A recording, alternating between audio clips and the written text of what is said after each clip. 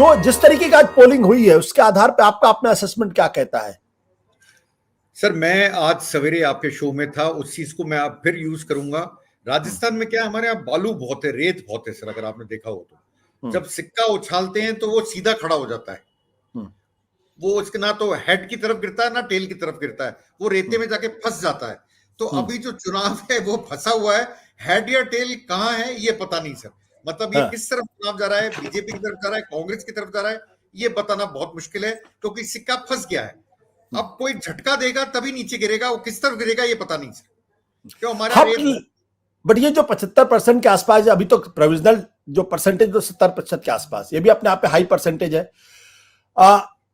ये आगे भी बढ़ेगा तो ये परसेंटेज ऑफ पोलिंग कोई कहानी कहता है? यूजुअली सर, अगर आपने सवेरे मैंने भास्कर को कोट करा था, भास्कर जो डिजिटल है उसने उन्होंने बड़ा अच्छा एनालिसिस करा था, जिसमें उन्होंने बताया था कि अगर 1% नीचे गिरती है पोलिंग तो यूजुअली कांग्रेस जीतती है, और अगर 3 से 6% की तरफ पोलिंग बढ़ती है तो बीजेपी जीतती है। पर इस केस में भी मैं मानता हूं आशुतोष जी कि अभी तक पता नहीं है कि ओवरऑल वोटिंग कितनी हुई है। अपने पास वो फाइनल आंकड़ा नहीं है, गेस पे काम कर रहे हैं अपन सब, क्योंकि 70% 5 बजे तक हुई थी और उसके बाद का आंकड़ा अभी तक नहीं है।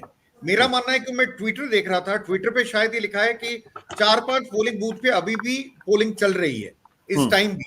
तो मेरा मानना है ये शायद उसको क्रॉस कर सकती है शायद, और अगर उस पे जाए तो आपको पता है भास्कर का जो उन्होंने एनालिसिस करा था उसको मैंने कोट करा, मैं भी काफी कुछ उसको मानता हूं। पर मेरा कहना सिर्फ एक है आशुतोष जी कि क्या कांग्रेस, जिसको हम 25 सीट दे रहे थे जनवरी में, क्या हम आज उसको 90-80 की बात नहीं कर रहे?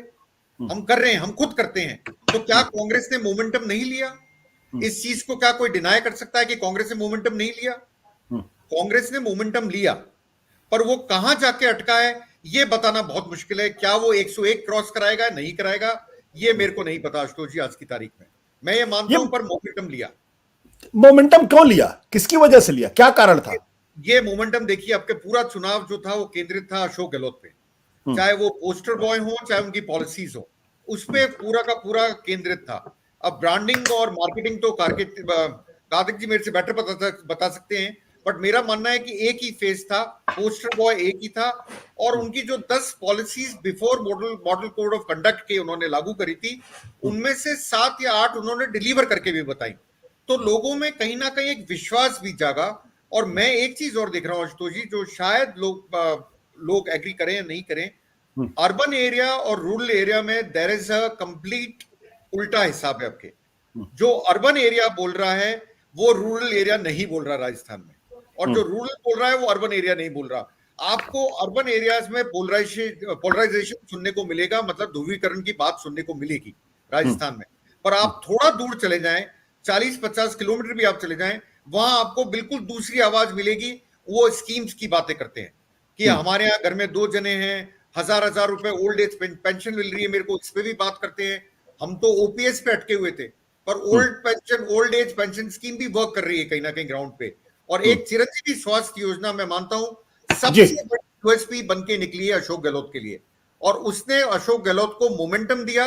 वही एक चीज है जिसने मोमेंटम अशोक गहलोत को दिया है, 25 लाख का स्वास्थ्य बीमा योजना, उसने मोमेंटम दिया है अशोक गहलोत को, ये मानना पड़ेगा। बिल्कुल। हमारे साथ संजीव श्रीवास्तव भी जुड़ गए, जो पूर्व बीबीसी के इंडिया कॉरेस्पॉन्डेंट रहे हैं और जयपुर में है। उनके चेहरे पे मुस्कान में देख नहीं पा रहा हूं, पता नहीं नाराज लगता है कुछ है वो। संजीव हमारे मित्र है, इसलिए मैं उनसे मजाक भी कर लेता हूं। ओम सैनी जी, ये जो आपका क्या असेसमेंट आज की तारीख में, जो 70% के ऊपर की पोलिंग हुई, इसका क्या अंदाजा आपको लगता है? आप क्या कह रहे हैं? आपको अनम्यूट करना पड़ेगा ओम सैनी जी, और थोड़ा सेंटर में आ जाए आप हल्का सा। हाँ जी, बोले। चार्ज करने के लिए बैटरी लगा रखी है। देखिए, अनिल बोल रहे थे, वो बात बिल्कुल सही है कि ग्रामीण क्षेत्र में और शहरी क्षेत्र में जो मतदान की प्रक्रिया रही है वो बहुत अलग रही है। शहरी क्षेत्र का थॉट भी बहुत अलग किस्म का है, वहां जिस तरह का पोलराइजेशन अमित शाह साहब और नरेंद्र मोदी साहब चाहते थे वैसा हुआ, लेकिन ग्रामीण क्षेत्र में जैसा वो चाहते थे वैसा नहीं हुआ। ऐसी स्थिति में वहां किसान किसान है, मजदूर मजदूर है, और कांग्रेस पार्टी और बीजेपी है।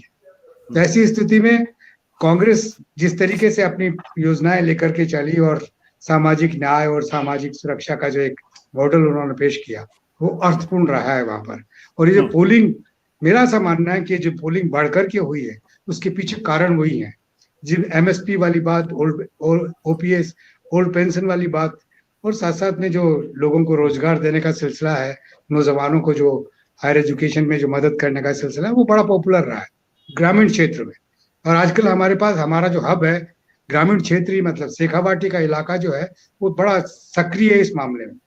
जो 22 लाख नौजवान इस वक्त पहली बार जो वोट करेंगे वो ज्यादातर उसी इलाके में है, और उनका जो तेवर है वो बहुत अलग है। उनका तेवर वे नहीं है हिंदू मुसलमान वाला, उनका तेवर है एक सामाजिक सुरक्षा वाला, जिसमें कि उनका भविष्य बेहतर बन सके। इसलिए मैं कह रहा हूँ कि ये डरावनी जो शक्ल बात समझाई जाती है, मैं उससे कतई एग्री नहीं करता। कांग्रेस का बिगिनिंग से एज था और आज भी है जी। अच्छा, आप मान के चलें कांग्रेस को शुरू से एज था और आज भी कांग्रेस पार्टी को एज है। और मैं इस बात को मानता हूं कि आप जब भी हमारे कार्यक्रम में आए आपने बहुत ईमानदारी के साथ कहा कि कांग्रेस पार्टी को एज है।